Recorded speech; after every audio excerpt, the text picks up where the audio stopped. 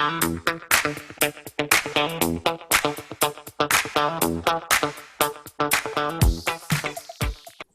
Suzana. How are you? Hi, I'm doing well, Nancy. How are you doing? I'm doing good. And thank you so much for being on the Vegan Pulse podcast. I appreciate it. Thank you so much for having me. I'm so excited to talk to you. So, could you first share where you're currently living? Sure. So I'm currently living in Toronto, Ontario, Canada. We are waiting for a winter storm. So I'm nice and cozy in here having a conversation with you. Oh, okay. Let's just stay warm. Yes. Where are you? I am Albuquerque, New Mexico. Oh, lucky you. And today's a little cooler than it was this past week. But the week before that, we had really cold, cold temperatures. So, Oh, keep warm. yes, exactly. Exactly. Now, I'd love to hear about your journey to veganism. Like, what inspired you to make the switch, and how has it impacted your life? Well, that's one of my favorite topics to talk about. So I'm so pleased that you asked me. So, like so many people, the journey didn't happen right away. I would say, the awakening when I was a child. I've always loved animals, been connected to them. As an example, had a rabbit. Her name was Susie, and realized when I was a child that rabbits were eaten in restaurants. So that was sort of a sideway opening into this realization. And then I remember the pivotal moment when I really made the connection. I was in a restaurant, a steakhouse with my parents, and I was again conditioned to order meat, potatoes, right? Have a lovely steak for dinner. Yeah, exactly. Never really loved meat to begin with, but was trying to be compliant, thought that this is what I should order in a steakhouse. Well, the waiter, even though my mom had said to cook it well done, brought it out bloody, rare. And I was 11 at the time. And I remember looking at my plate and seeing a bloodbath, and I couldn't eat what I saw in front of me. And it was at that point that I refused to eat steak again. So it was very early on. And then for some reason, also made the connection to bacon, to pigs. And then it sort of started slowly the process. It did take a number of years, I have to admit, and I want to make people understand that, to feel at ease, that everyone's on their own journey into veganism. And so it did take some time to completely become vegan, and I'm happy to share that as well with you. Yeah, and like you said, everybody has their own journey. And what happens, I think, sometimes is it depends how conditioned you are. And I think it also depends on how willing you are to like receive new information or to research on your own.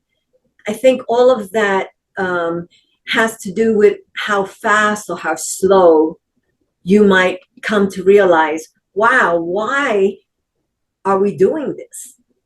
Yes, Right. absolutely. Yeah, and the cognitive dissonance is like so clear to me now. And so just to continue with my journey, so I became vegetarian, which is no surprise, but of course, ate eggs, ate cheese, drank milk, thought that the cows were treated wonderfully, those commercials that you see as a child, and you think it's healthy. So you're again conditioned to think this is a good thing. And fast forward, when I started my animal law practice, so I focused on animal rights, mostly dogs and cats, because that's what people were interested in hiring me to represent in these cases. And had students, though, that were mostly vegetarian. And I remember a couple were vegan, and started learning more about the veganism and what really happened in the dairy industry. Well, of course, I was shocked, dismayed, and then started becoming, as you said, interested in learning more, and then just completely gave up all those things that had to do with animal suffering, and have been vegan, very happy since. So as like you said, I believe you had the first animal law firm in Canada. Yes, I did. And as a retired animal rights lawyer, what are some like significant legal victories or cases that you were involved in that had a lasting impact on an animal? Well, I would say that my practice was mainly focused on pet custody cases, dog, cats, people getting divorced. And I would say that my practice helped bring about animals' interests in a new light.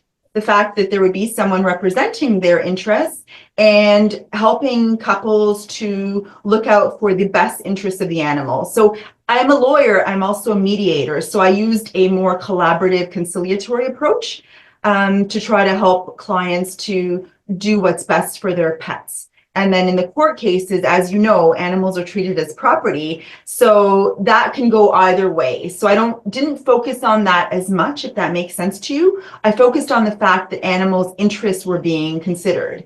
And I thought that was a huge victory. And then, of course, it spills over into the farm animals, the wildlife. It's all connected. However, during that time when I had my practice, it was mainly the dogs and cats, people's pets.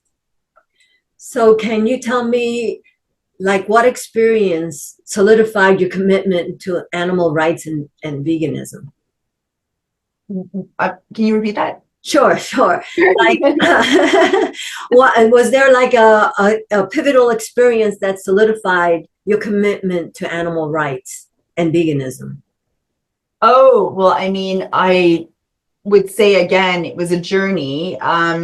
Having the personal experience of going to visit farm sanctuaries, looking at a rescue cow in the eye, meeting one particular cow a few years ago, I would say shaped that commitment, like you said, and fuels my activism, advocacy to just continue. And the more animals I meet firsthand and have the personal experience, the more connected I feel to the cause. So I would say meeting them in person had a huge impact on that. Now that comes from me as an animal advocate, animal rights advocate, because I see them as sentient beings, each one.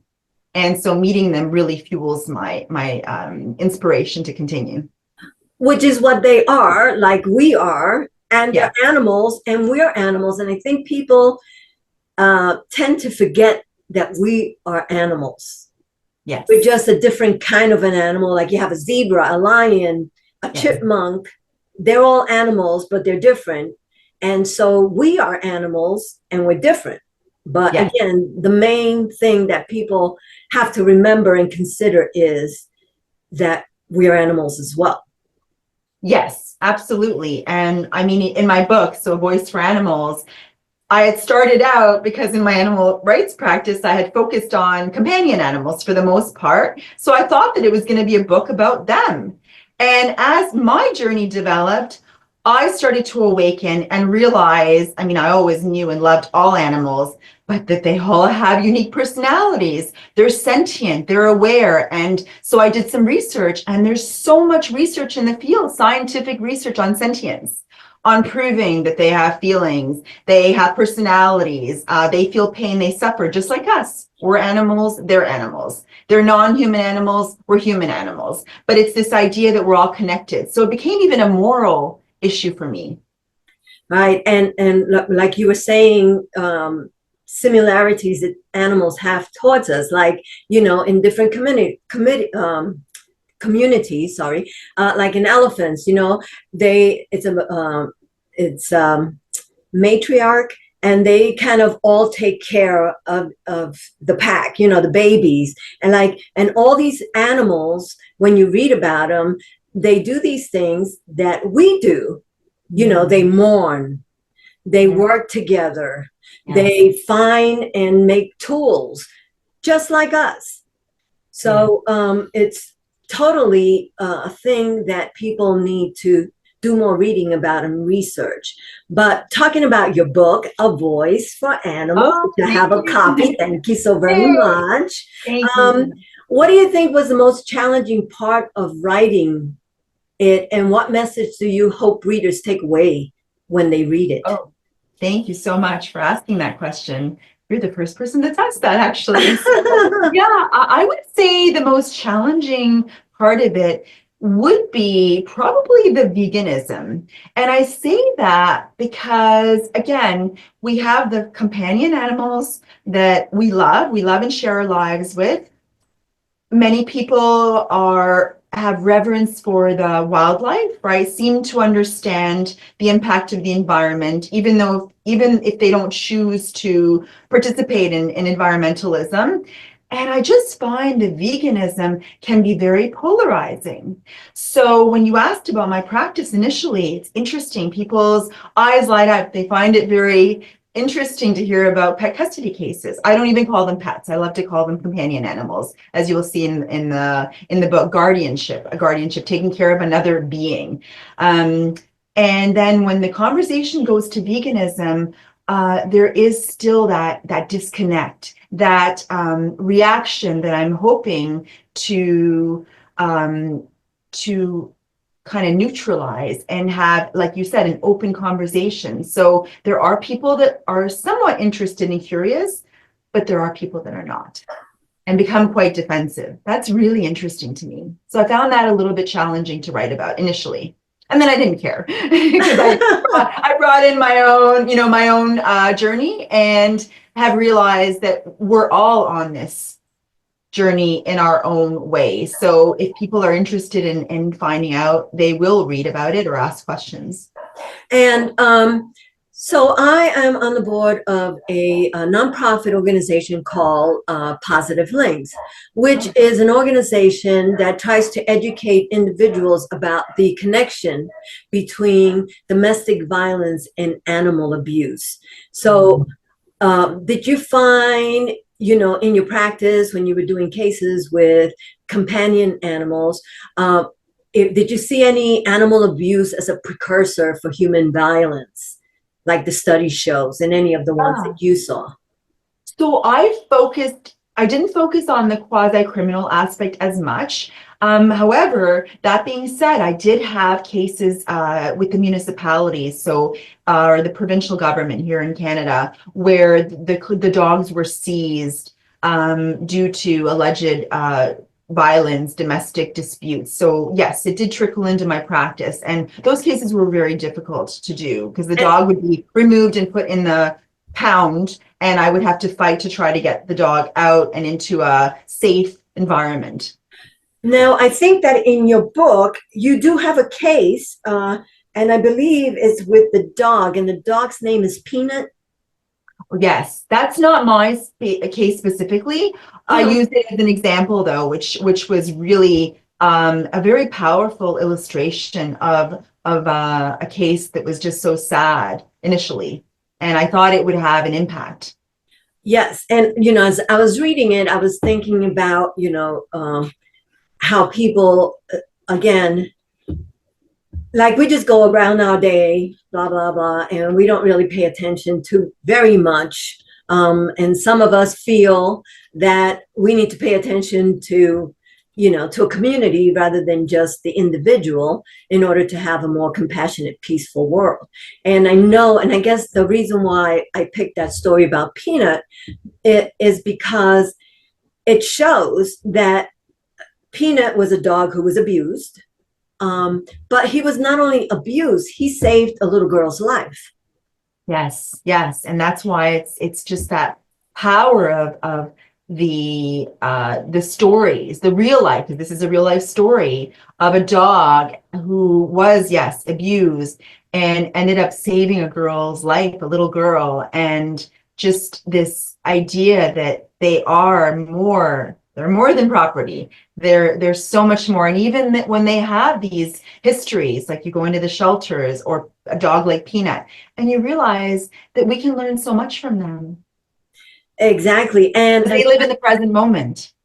And it speaks to the fact that, like us, they are sentient, because here's this little dog, this dog that was abused, and yet, not only he also helped the little girl, because the story goes that he went out to the back, he was making noise, and they discovered that this little girl had been put in a hole or in a ditch.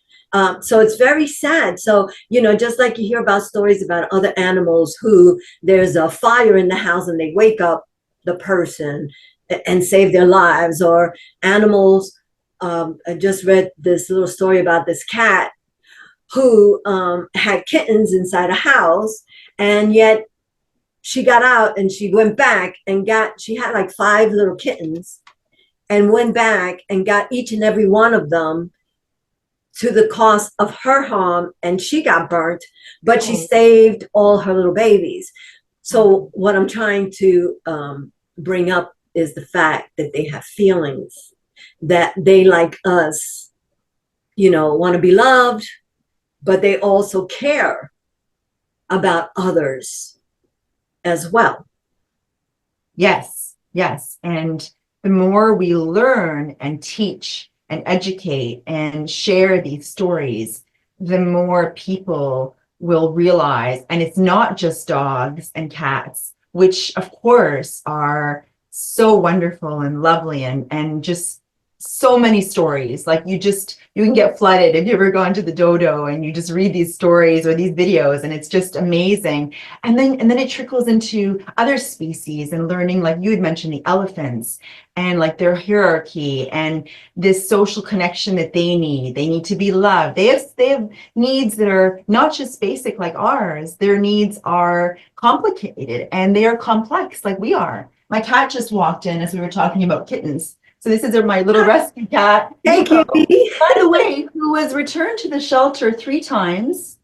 And I was the director at a humane society here, and they asked if I could just take him in because he had been returned so many times, and he was very vocal in the shelter, didn't like being in the cage.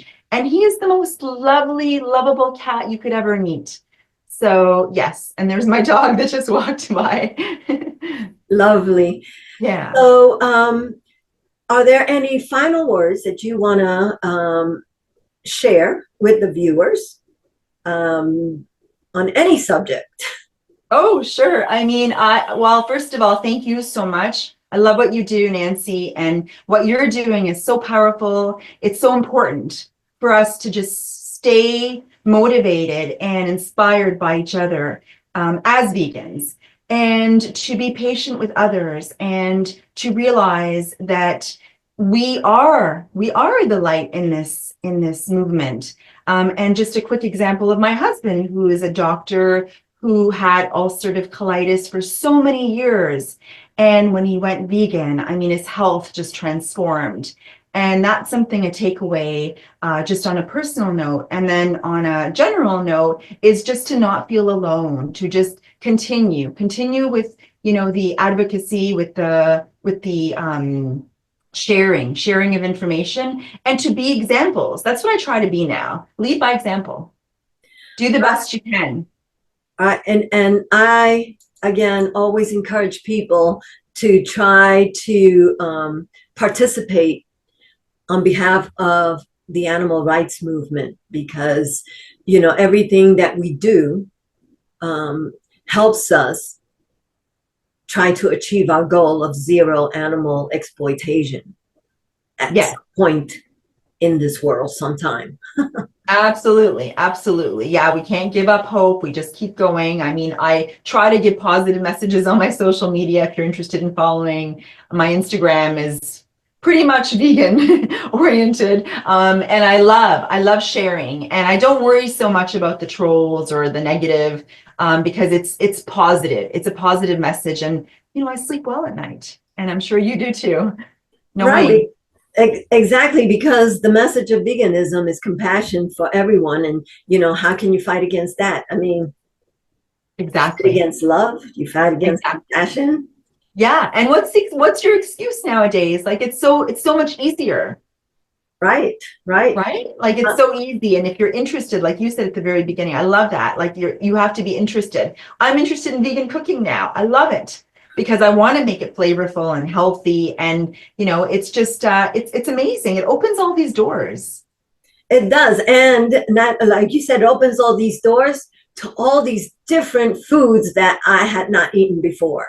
Oh, yeah. I went vegan because all of a sudden, like, this whole array of different grains, fruits, vegetables that I wasn't aware of or didn't, partake in. Now I find is so exciting and flavorful and tasteful, and I love it. Yeah, I love that word exciting. Yeah, so let's stay excited, let's stay motivated and try to inspire others.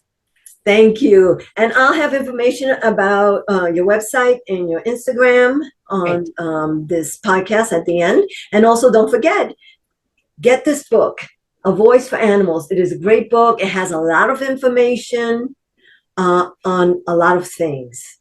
Thank you, And it Natasha. also gives you resources on the back, which I hadn't seen before in other books.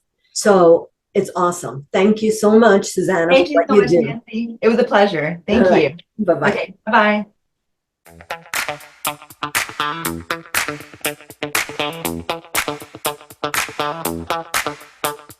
bye-bye.